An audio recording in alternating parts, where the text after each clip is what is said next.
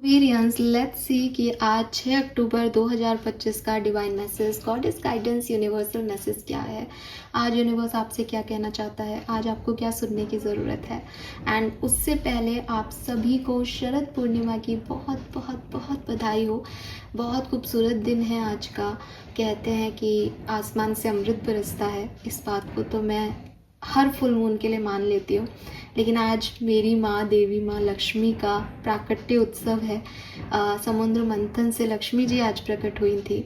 सो ये मेरे लिए बहुत बड़ा दिन है and I am so blessed कि मैं स्पिरिचुअल जर्नी में हूँ और वो मेरे साथ है।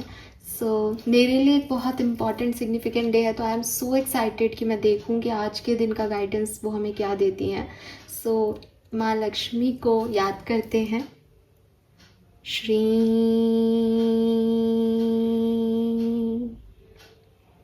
और स्टार्ट करते हैं आज की रीडिंग। देखते हैं कि क्या मैसेज हमें मिलते हैं आपके लिए। सो सबसे पहले 6 अक्टूबर 2025 का ओवरऑल डे की एनर्जी क्या है। ओवरऑल डे की एनर्जी क्या है 6 अक्टूबर के लिए कुंभ राशि।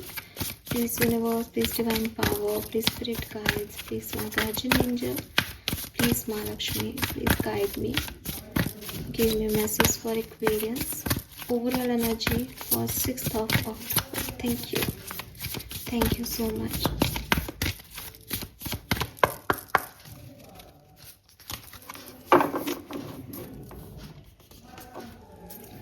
Wow, we have 7th house, relationship. Amazing. Number 9 की ऊर्जा रिलेशनशिप, तो डेफिनेटली आपके रिलेशनशिप के रिगार्ड में आज का दिन बहुत खास हो सकता है। नए रिश्ते बन सकते हैं, पुराने रिश्ते जो बिगड़े थे वो बन सकते हैं, बातचीत हो सकती है। 7th हाउस मैरिज का भी हाउस होता है, तो डेफिनेटली किसी के लिए मैरिज प्रपोजल्स यहाँ पे आ सकते हैं। मुझे लगता है आपके रिलेशनशिप में एक एक्सपेंशन है।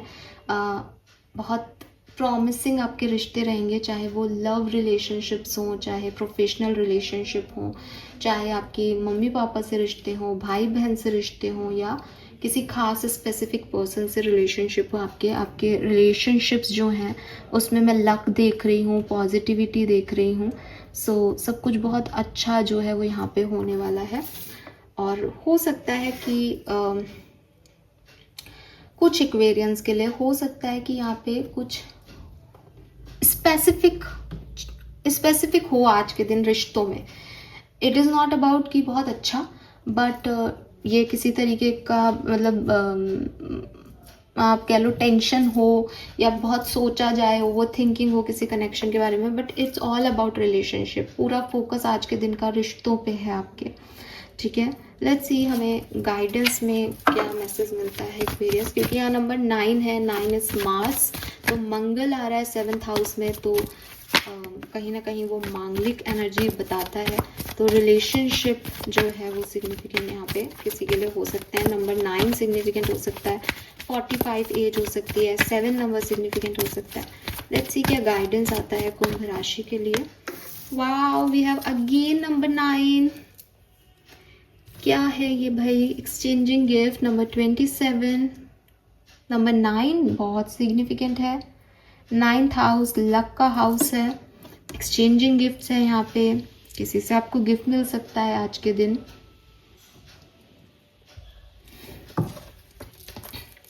एंड आज मैं लूँगी गॉडेस ऑरिकल से मैसेज आपके लिए Aquarius. Thank you so much.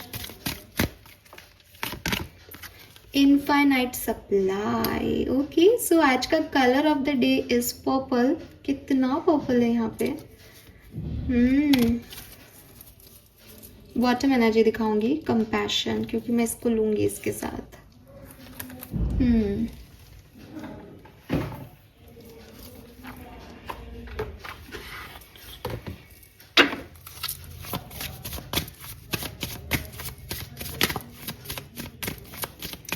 Message from your subconscious mind.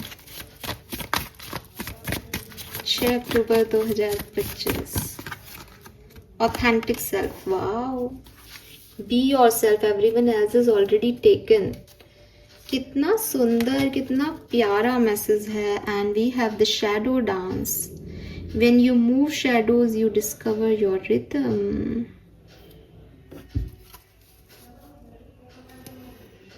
All right, so color of the day is purple color. अगर आपके पास पर्पल कलर का कुछ नहीं है तो आप एमेथिस्ट यूज़ करें. मैं आज आपको पिंक भी कहूँगी, मैं आपको वाइट भी कहूँगी, बिकॉज शरद पूर्णिमा है. बट यहाँ जो कलर मुझे दिखाई दे रहा है दैट इज़ पर्पल. तो अगर आप पहनते सफ़ेद हैं बिकॉज भाई पूर्णिमा है, माँ लक्ष्मी का डे है, तो भी आप पर्पल कलर का कोई क्रिस्टल, पर्पल कलर, कुछ किसी भी तरीके से आप पर्पल को अपनी लाइफ में ऐड कीजिए, आपके लिए अच्छा रहेगा. और पर्पल कलर आपको पता है आपका थर्ड आई चक्रा का कलर है. बेसिकली आपकी क्लैरिटी के लिए बहुत ज़रूरी है, डिवाइन पावर्स का कलर है. तो यस, मैसेज क्या है आपके लिए? एक number 9, number 4, number 6, 369. Oh my God, 369. Manifest करो यार एक्वेरियस. देखो आज फुल मून का दिन है, मैनिफेस्टेशन का डे है, तो मे बी आप में से काफ़ी लोगों के लिए मैसेज है कि मैनिफेस्ट करो. We have 369 here, very nice. और 999 कंप्लीशन, किसी रिलेशनशिप का कंप्लीट होना, किसी रिलेशनशिप में बातचीत होना, किसी रिलेशनशिप की एंडिंग होना जो बहुत बोझ था, बर्डन था, ऐसा कुछ हो रहा है आज के दिन किसी के लिए. And we have exchanging gift. So आपके लिए जो मैसेज है बेसिकली यूनिवर्स की तरफ से, वहाँ मैं आपको यही कहूँगी एक्वेरियस कि यूनिवर्स आपको कह रहे हैं दैट जब भी हम कोई भी काम करते हैं, चाहे पर्सनल चाहे प्रोफेशनल, उसमें एक इक्वल गिव एंड टेक होना बहुत ज़रूरी है.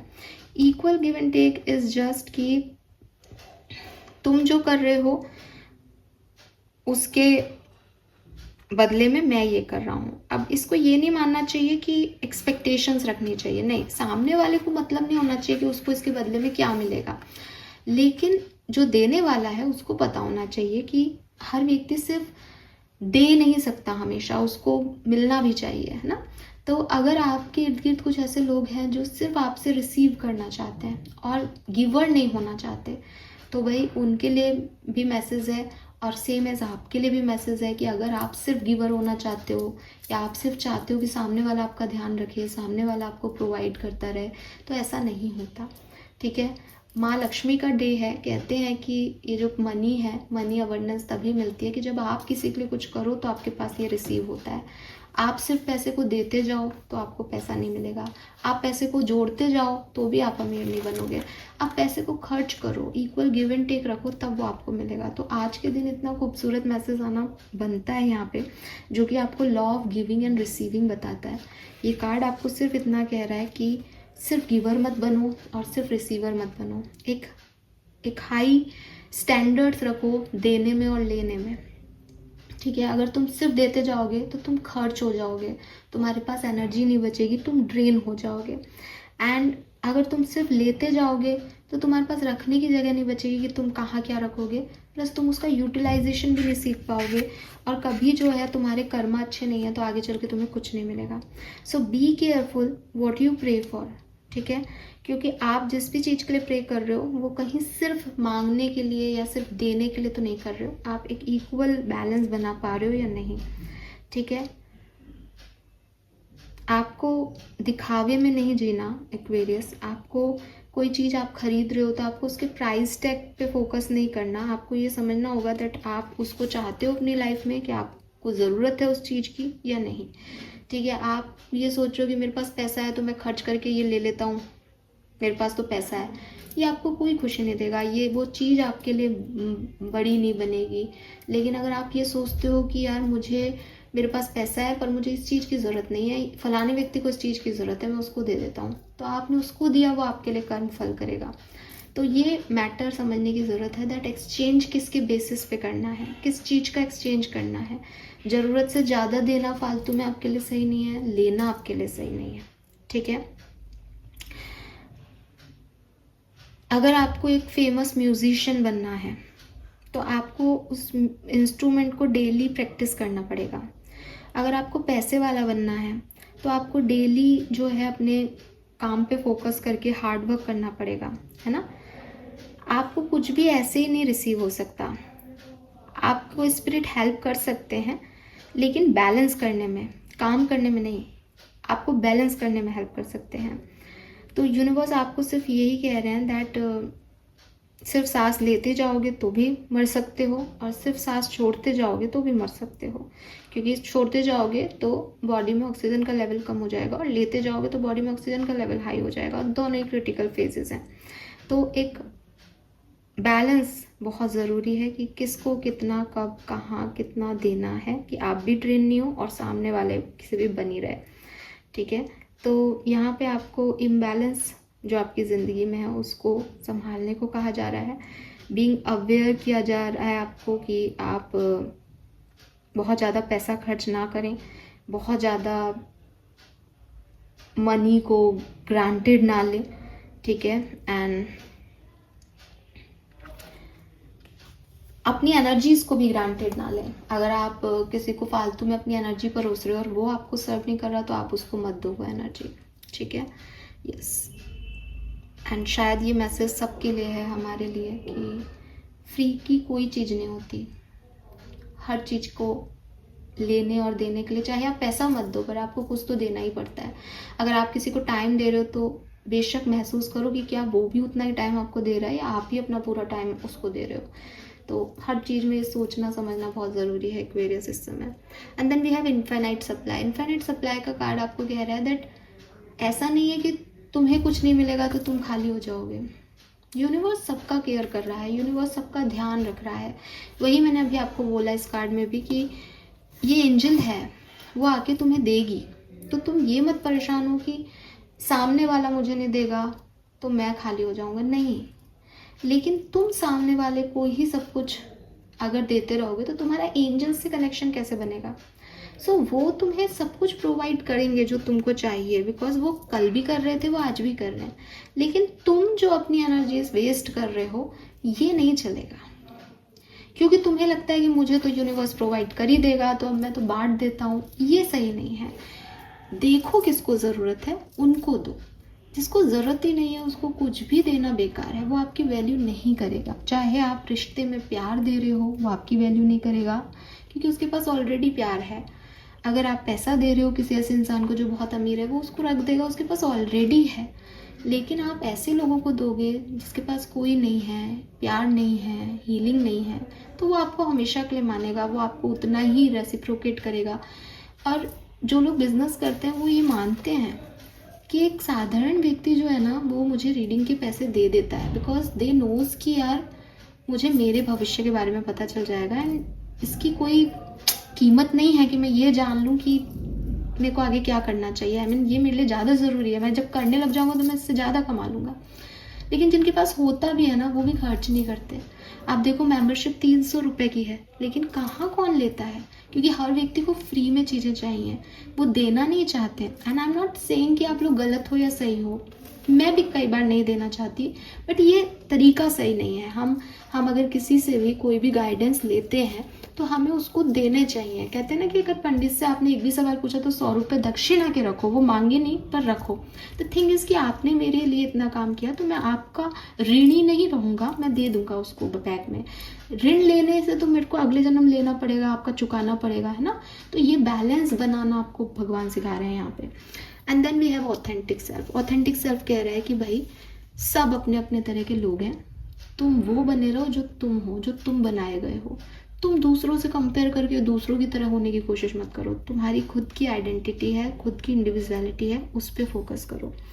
सो ये मैसेज आपके लिए बहुत ज़रूरी है। और ये आपके अंदर कुछ कंपैरिजन चल रहा हो, आपको कुछ कंपटीशन सा लग रहा हो, तो यूनिवर्स कह रहे हैं उस खराब फीलिंग को निकाल दो, ओपन अप हो जाओ दैट मैं तो ये हूँ, अब जो मेरा है वो मेरे तक आए, जिसको मैं पसंद नहीं वो जाए।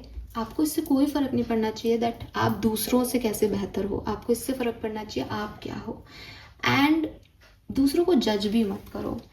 खुद के लिए अच्छा सोचना अच्छी बात है, लेकिन दूसरों को बुराई करके या है ये इनमें तो ये नहीं है, मेरे में ये है, नहीं, वो भी ऑथेंटिक सेल्फ में है, उनका भी अपना तरीका है। तो डोंट जज देम।